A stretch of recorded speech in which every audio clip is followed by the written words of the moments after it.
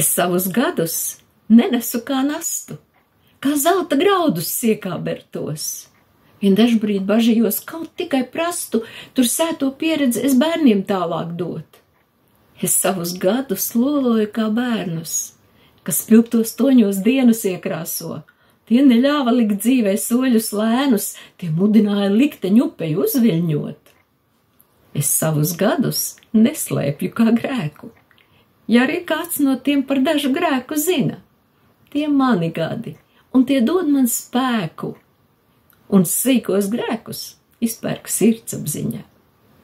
Es savus gadus turu augstā godā, tas ilgi krātais manas dzīves pūrs. Lai visu purina, lai salti vēji lodā, tas dzīves gājums mans, ja arī bijis sūrs. Es savus gadus lepni priekšā ceļu, kā lādi dārgakmeņiem pildītu, no gadiem bijušajiem smēļu. Es viedumu un prieku uzkrātu. Es savus gadus prieka zīmēm rakstu. Tā grāmata nav bēdīga, ak nē, tā ir tā dzīve, dažreiz neparasta, bet katram vienīgā šai pasaulē.